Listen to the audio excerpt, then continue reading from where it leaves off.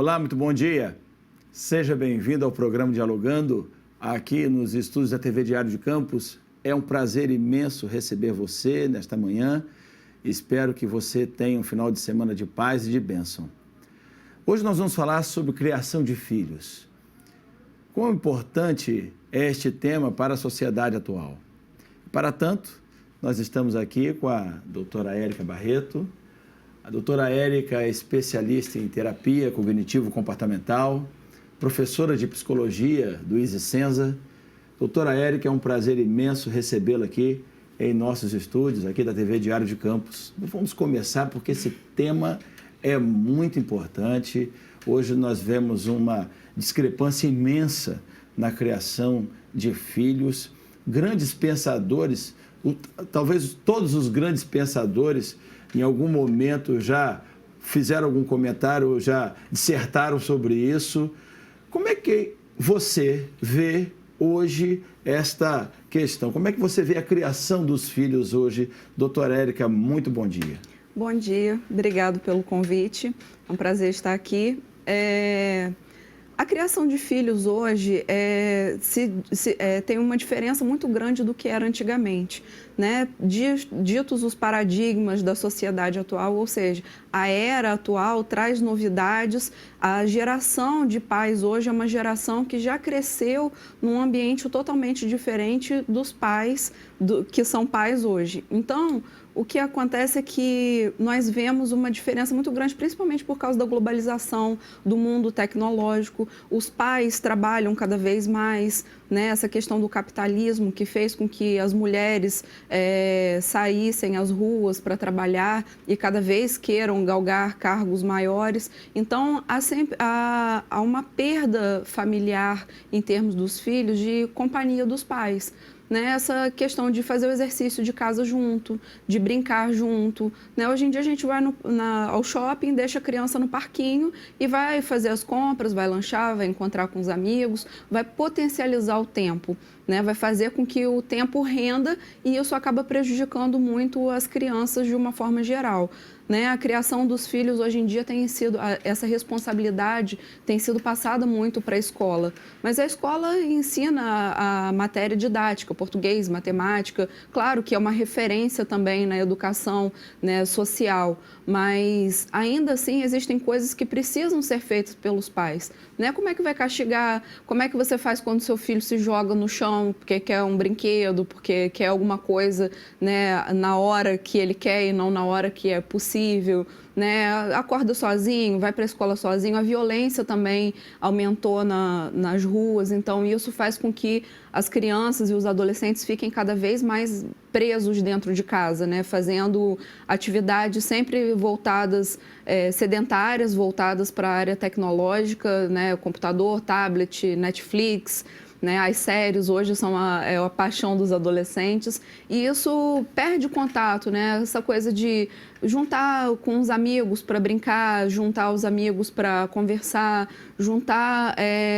a criança está perdendo essa coisa de grupo social e sendo cada vez mais cobrada, né? Na escola, né? Tem que tirar notas boas, tem que fazer inglês, tem que fazer balé, tem que fazer uma atividade física, tem que tocar um instrumento e cada vez essas exigências estão sendo maiores para essas crianças tão pequenas, muitas vezes, que acabam perdendo esse contato e até mesmo esse contato de referência com a família. Você colocou muitas coisas importantes aí que nos levam a caminhos. No começo da sua fala, você disse assim, olha, por conta do capitalismo, as mulheres foram trabalhar. Bom, eu tenho, só fazendo um comentário aqui, um amigo meu disse uma coisa, nós trocamos e-mails, ele é inglês e nós trocamos e-mails regularmente, e ele disse que o problema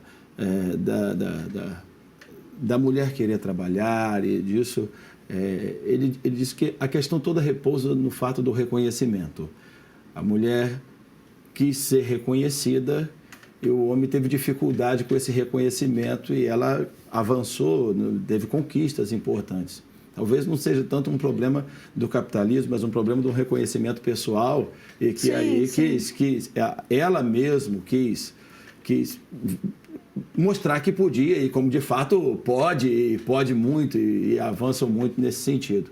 Isso criou uma geração de adolescentes, né? Dentro de um contexto da sua fala, isso gerou uma geração de adolescentes com pais ausentes.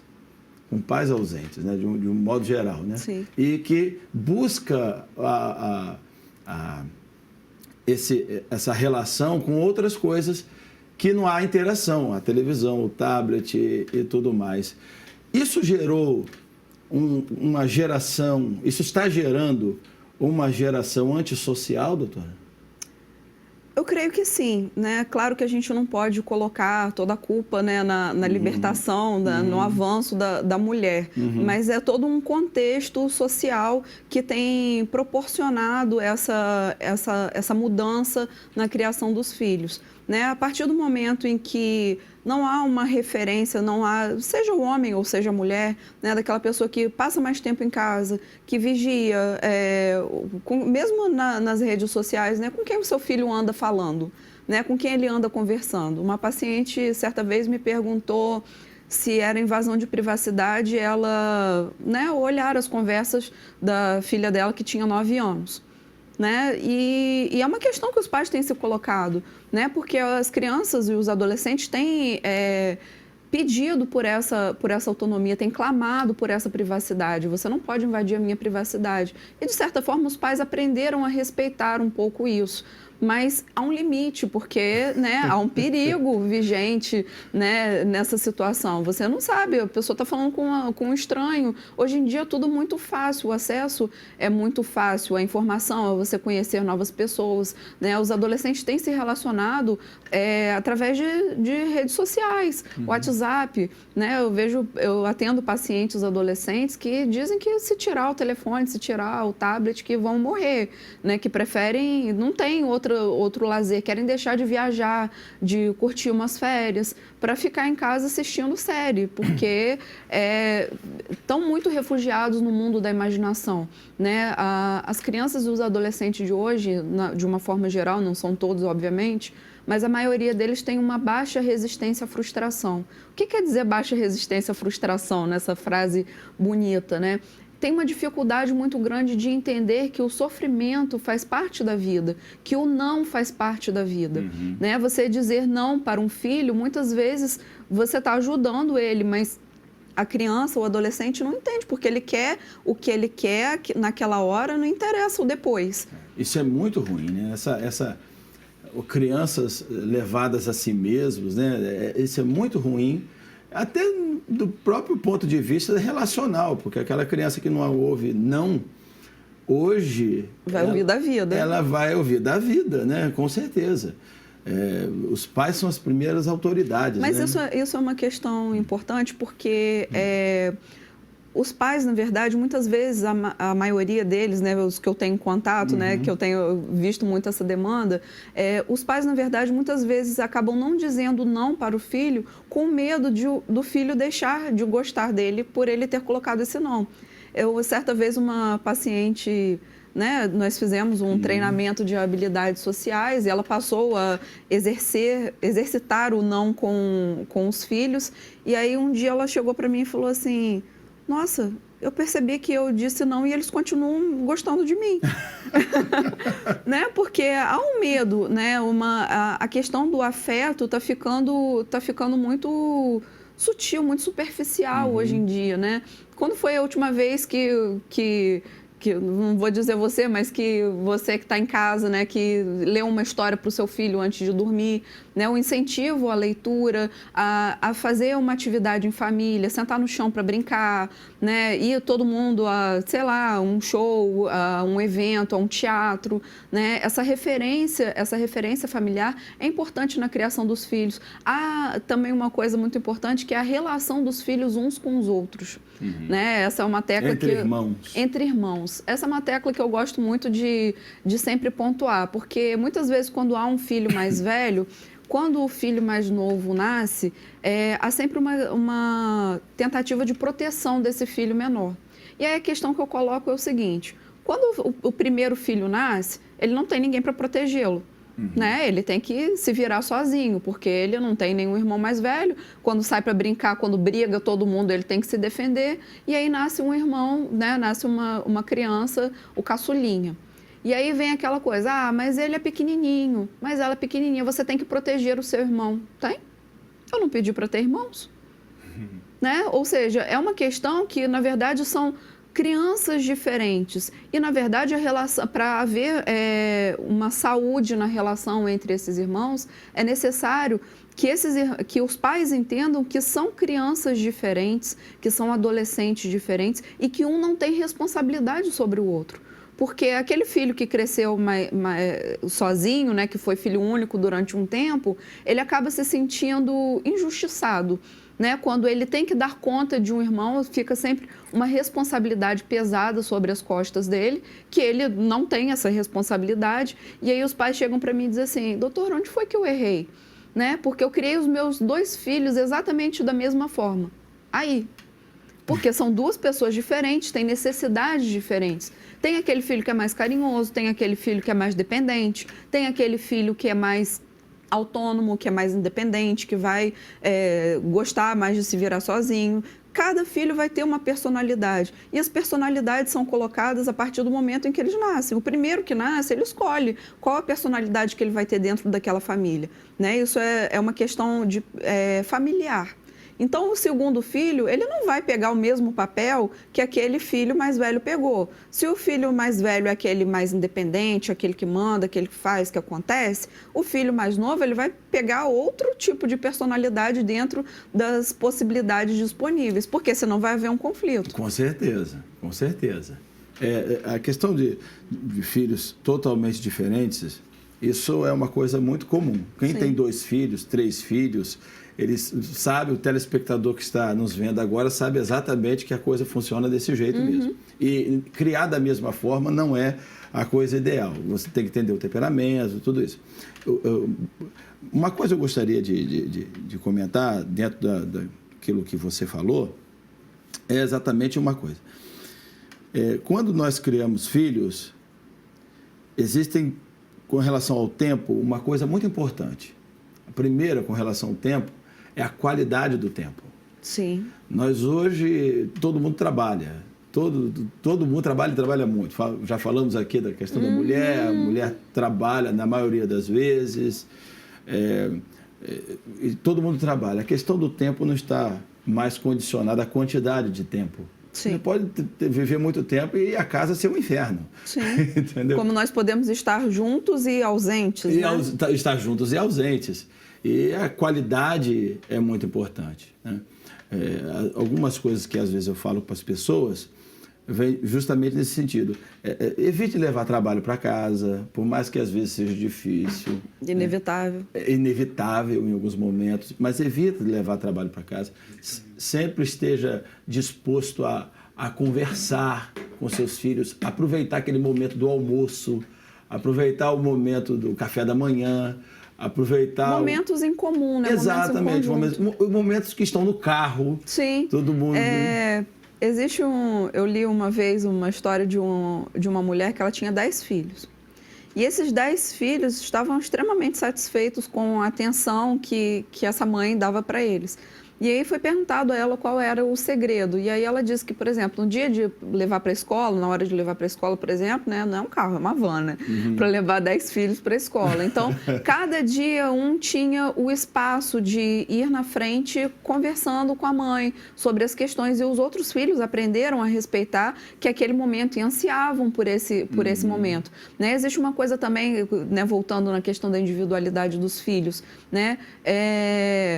Vou sair com as crianças. E o meu momento com cada um em separado? Né? O meu momento com o meu filho mais velho, com o meu filho do meio, com o meu caçulinha. Até né? com o cônjuge. Até com o cônjuge, principalmente. Que reflete na questão da criação dos filhos, porque os filhos veem o mau relacionamento do cônjuge. Aí você bateu numa tecla que eu gosto muito de pontuar, que é pais infelizes não podem criar filhos felizes. Essa coisa do, eu vou continuar um casamento que já acabou porque, né, meus filhos não podem crescer sem pai, longe do pai ou longe da mãe, né? Nós vamos manter esse relacionamento que já está desgastado, que muitas vezes não tem mais para onde caminhar, e esse relacionamento é mantido em nome da família, pelo bem-estar dos filhos. E os filhos crescem observando brigas, desrespeito, desamor, infelicidade dos pais. E aí a criança, o adolescente, ele se entristece com isso, porque afinal de contas muitos deles se sentem culpados, né? E muitas vezes, direto ou indiretamente, posteriormente, os pais acabam delegando essa culpa aos filhos, né? Eu não fui feliz porque eu abri mão da minha vida por você, né? Uma frase que a gente... Nossa, isso é horrível, né? É horrível, dá porque... um peso tremendo.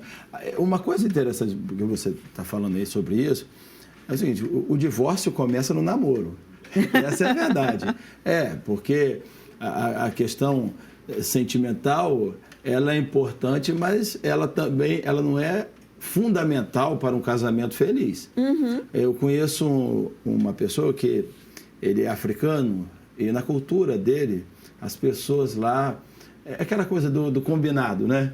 A família de fulano combinou com a sua família, nasceu uma menina aqui, nasceu um menino, ela vai casar porque eles entendem que o casamento é muito mais do que um sentimento. O casamento é uma construção social, de vida. A sociedade só vai ser forte se tiver casamentos e famílias fortes. Então, eles entendem dessa maneira. E ele brincava comigo, dizia assim, eu não consigo entender esse casamento no Brasil, como é que vocês casam só por sentimento, mas isso acaba refletindo justamente na criação dos filhos. Sim, né? sim. E eu sempre digo que o relacionamento é uma coisa que nasceu para dar errado. A gente que faz dar certo, né? Porque nós temos uma cultura, né, na nossa região, né, aqui no... Essa cultura latina, de um modo geral. De um modo geral. A cultura latina e norte-americana também, né, de que você deve se casar com a pessoa que você mais amou na sua vida. Né? E sem levar em consideração que o amor, eu digo sempre que o amor, ele é um cristal muito precioso lá na pontinha de uma pirâmide. Ele precisa estar bem equilibrado. Na base dessa pirâmide, há o respeito, o carinho, a amizade, objetivos a compreensão, comuns. Objetivos comuns, né? Ou seja, na verdade, eu digo que as pessoas não deixam de se amar. As pessoas passam a olhar caminhos diferentes. E esses caminhos deixam de se cruzar em determinado momento, e por isso que as pessoas se separam, não necessariamente porque o amor acabou, né? Mas porque o amor é uma construção. E para ele ser forte, para ele ser saudável, né? Porque existe aquele amor que não é saudável, ele precisa de todas essas coisas por trás, né? Então, como diz meu pai, né? Se não há o respeito, se o desrespeito entra pela porta, o amor sai correndo pela janela, né? Porque o amor é uma coisa muito preciosa e muito delicada. E ele não é frágil, né? Nós temos muitos divórcios porque as pessoas casam por... O amor no sentido desse sentimento, né? Sim, sim. Não estou falando de amor entre pais e filhos, entre irmãos, né? Entre amigos, né? Mas o amor, se você parar para pensar, duas pessoas foram criadas, você foi criado de uma maneira, aí eu fui criada de outra maneira. Você tem uma religião, eu tenho outra, você tem uma condição econômica, eu tenho outra, né? Na sua casa tem que tirar os sapatos para entrar, na minha casa pode entrar de qualquer jeito. Mas, mas é isso mesmo, é justamente nisso que, como falamos na frase anterior, o divórcio começa no namoro. Sim. É justamente nessa observação, você não deve só olhar com os olhos do cristal, mas você deve olhar, analisar, usar princípios racionais mesmo, para olhar se realmente uma construção de uma família, se os valores, os costumes, o entendimento vai encaixar, porque depois há uma série de questões a partir do momento que você junta as escovas de dentes. Sim. Há uma série de questões que estão implícitas aí que meu amigo africano não conseguia entender, justamente porque ele entendia que não é só isso, não é só o sentimento. Conquanto que eu vou tratar é justamente para tratar com respeito, com objetivos comuns, que eu vou casar com aquela que minha família entendeu que aquela pessoa é a pessoa mais importante. Ele vai dizer isso, justamente justamente isso que ele vai dizer e que vai se refletir justamente na questão dos filhos. Tinha né? uma novela que passava na Rede Globo, não sei se Caminho das Índias, uma dessas que passava lá no Oriente, e aí tinha, né, um personagem que ele dizia que aqui no Ocidente a gente casa com uma panela de água fervendo. Né? Então, quando o amor quando a paixão está borbulhando, quando está, né, no auge, aí a gente vai... Depois que uma água ferve, o que pode acontecer com ela? Ou ela evapora ou ela esfria. Das duas, uma. E lá é o contrário, eles casam com uma panela de água fria e vão esquentando ao longo da relação. Eu achei essa analogia muito interessante, porque mostra como um casal realmente vai construindo, né, os pilares da família. Né? As famílias hoje estão sendo construídas sem pensar sobre isso. Qual a criação que nós vamos dar? Qual a formação religiosa que nós vamos dar para os nossos filhos? Né? Isso tudo deve ser conversado no namoro. Sim. E se não for combinado, a melhor coisa que tem a fazer, então, cada um vai seguir seu caminho aqui. Não Sim, é verdade? Verdade. Agora, vem cá. Como é que hoje nós podemos, nessa sociedade, com essas circunstâncias todas, como é que a gente vai poder dar limites aos nossos filhos?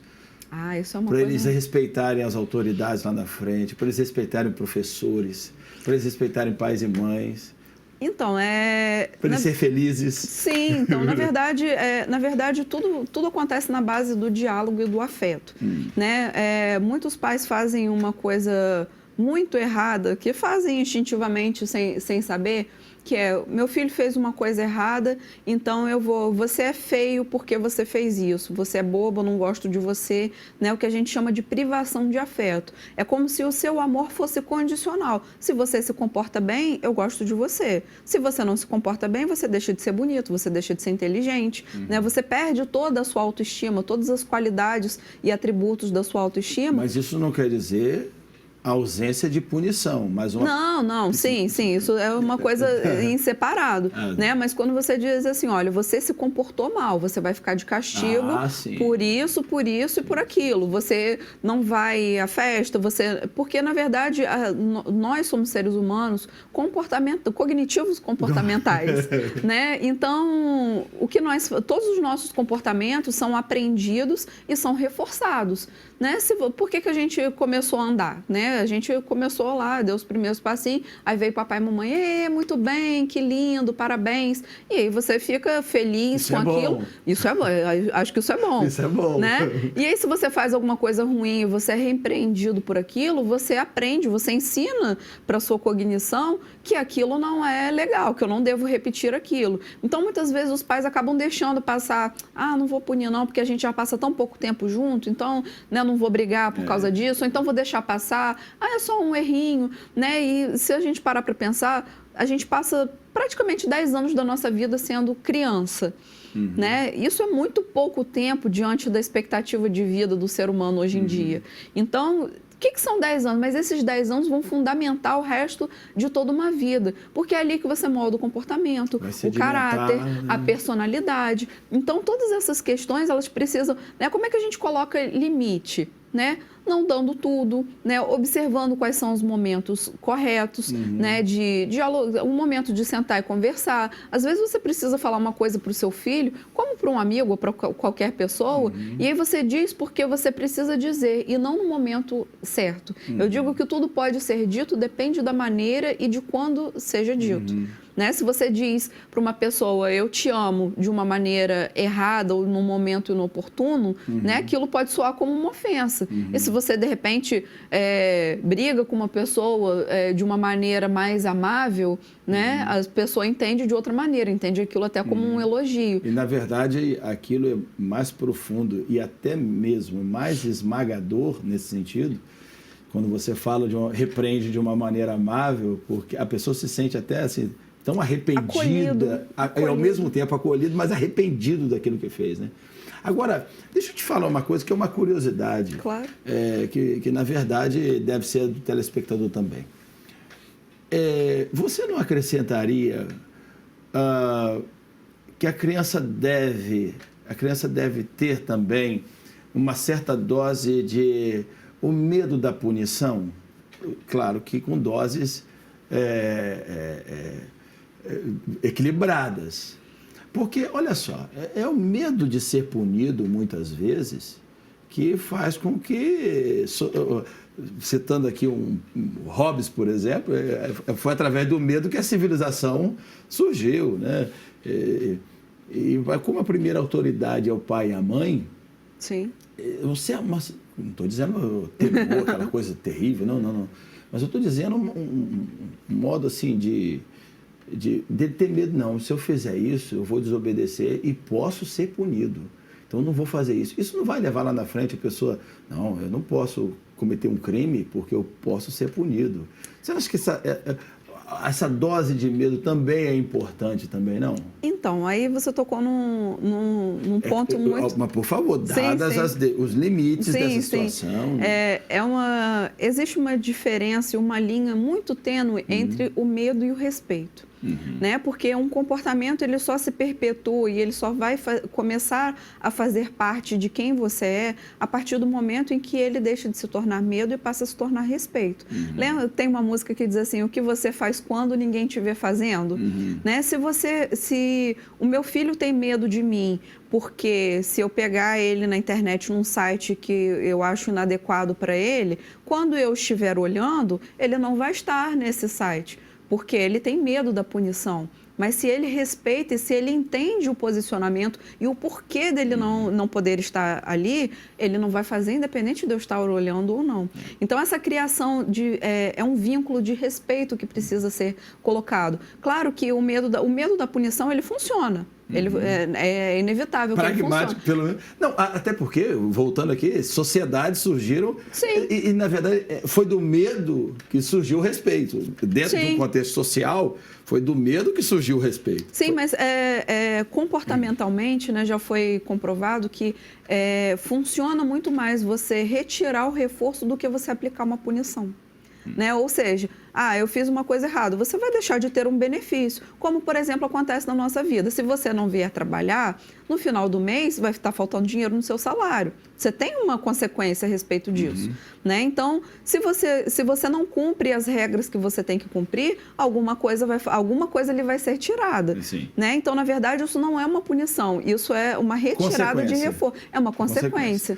Bom, doutora vai proferir uma palestra agora. Poderia falar um pouquinho, rapidamente, porque nós estamos encerrando? Claro. Vai ocorrer um curso no dia 10 de dezembro agora, um sábado, de 9 às 16 horas, que vai acontecer na Revite Consultórios. E é um curso que está aberto ao público. Né? Nesse curso nós vamos abordar técnicas cognitivo-comportamentais para a criação de filhos, né? Como lidar com essa relação entre irmãos, relação entre pais e filhos, né? E todo esse contexto. Né? As inscrições podem ser feitas, né, através de um contato pela fanpage Érica Barreto Psicóloga, né? Inclusive lá está rolando um sorteio de uma vaga, né? Para quem quiser acessar a fanpage, é só ir lá, curtir, seguir as regrinhas que tem lá.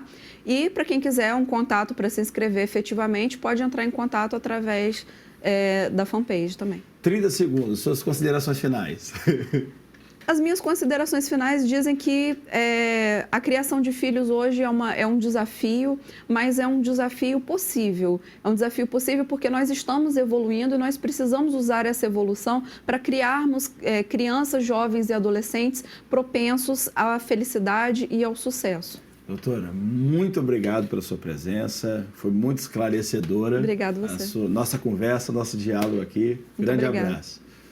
Estamos chegando ao final do programa Dialogando. Queremos agradecer a sua presença, te desejar um final de semana de paz, de bênção na presença de Deus. Um abraço. Tchau, tchau.